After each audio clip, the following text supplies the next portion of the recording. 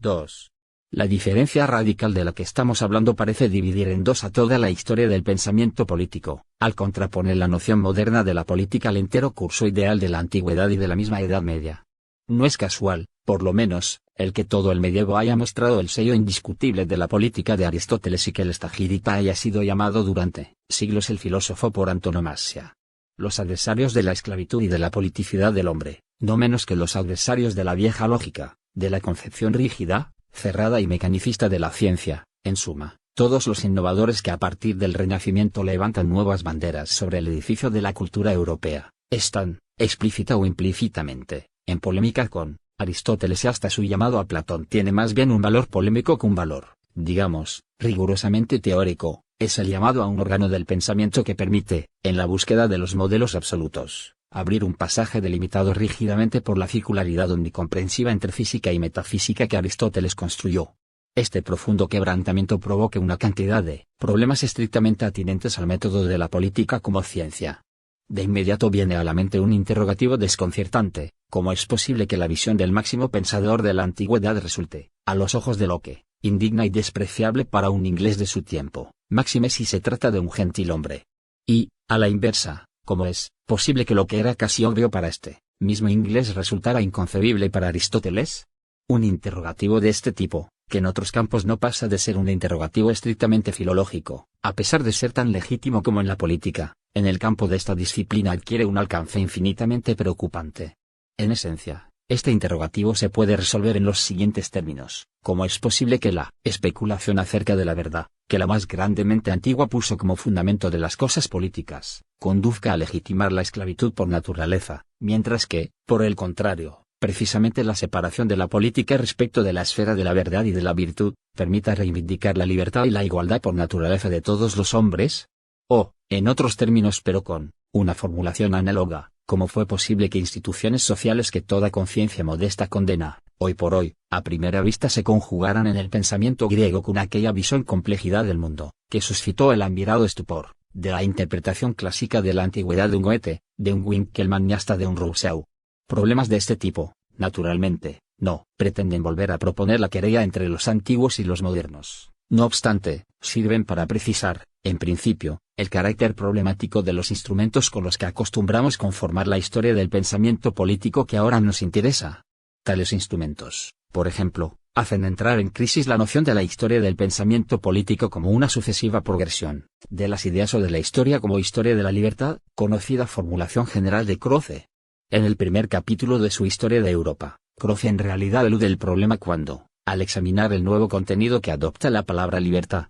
lo relaciona con el nuevo concepto de la humanidad y escribe: no se había llegado a este concepto como por ensalmo ni por un salto o por un vuelo al topar con los umbrales de este camino, sino que a él se llegaba en virtud de todas las experiencias y soluciones de la filosofía en su laborío secular, que cada vez más habían acortado la distancia y compuesto la disensión entre cielo y tierra, Dios y mundo, idealidad y realidad, y, al reconocer idealidad a lo real y realidad a lo ideal, reconocieron y comprendieron al mismo tiempo su inescindible unidad, que es identidad.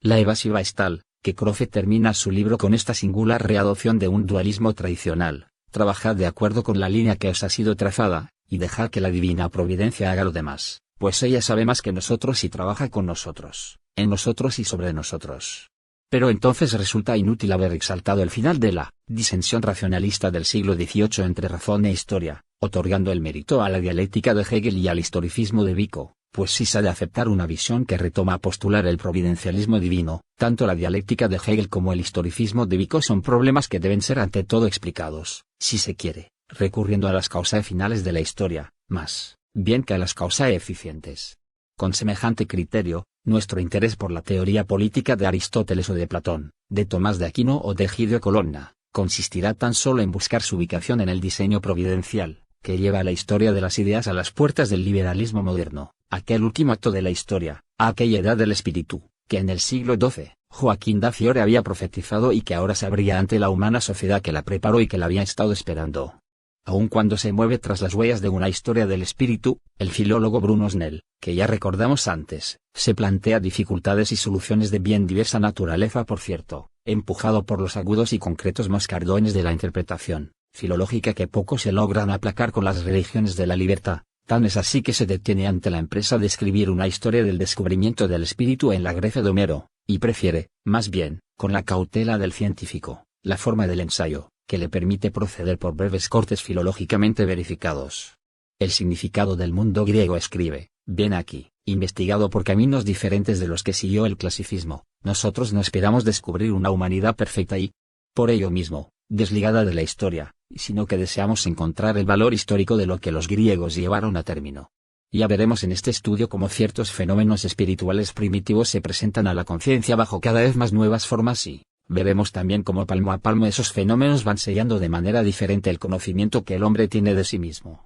Un estudio de la historia del espíritu, tal y como la entendemos nosotros, sería el encargado de poner en igual evidencia tanto el aspecto histórico como el aspecto sistemático de este proceso. Naturalmente, ello aumenta las dificultades de la representación, pues no es posible seguir al mismo tiempo dos filones, o sea, la línea histórica y el desarrollo de determinados motivos que encontrarán su conclusión en un sistema. Por tanto, la forma más idónea es la del ensayo, en el que se puede poner de relieve cada una de las dos tendencias. Así pues, el filólogo advierte que la identidad entre historia y filosofía no puede anular su específica diferencia, ya que, para él la historia tiene las dimensiones irreductibles y vigorosas de organismos filológicos instrumentalizados como organismos reales, en los que él tiene que experimentar sus hipótesis conceptuales, del mismo modo en que lo hace el naturalista. Así sucede, por ejemplo, cuando se persigue la finalidad de comprobar si las palabras homéricas se relacionan con un vocabulario mental específico, en el que no solo existen simples anticipaciones del que nos es propio, sino, además, lagunas sintomáticas y presencias insólitas para nosotros. Si en Homero no se encuentran muchas cosas que, de acuerdo con nuestra concepción moderna, deberían encontrarse, debemos pensar que él no las conoce aún, tanto más cuanto que diversas lagunas de esta especie aparecen íntimamente relacionadas entre sí. Mientras que, al contrario, muchas cosas se nos presentan en modo tal que al principio nos resultan desconocidas. Sin embargo, si nos servimos de ellas llegaremos a formar un todo sistemático. Un todo que, aun cuando presente convergencias con el nuestro, tendrá también diferencias, que de acuerdo con el arbitrio de los filósofos quizá puedan ser dejadas de lado, pero que son esenciales para él, filólogo que persigue aferrar no solo aquello en que la lengua de Homero es idéntica a nuestra lengua de la civilización europea, sino y sobre todo aquello en que no es igual, supongamos, a la lengua de Goethe. El filósofo, como figura tradicional opuesta a la del científico, busca puntualmente la progresión de las ideas y la superación de los errores y de los límites ideales, y deja al historiador a la degradante filología, la localización de los elementos del sistema cultural griego, que en el avance del espíritu vienen superados, pero pierde, de ese modo, la estructura del mundo cultural griego que, aun cuando indudablemente se relaciona con la de nuestro, no se identifica con ella y muestra, por el contrario, un todo sistemático, que es, en su conjunto, un universo ideal diferente y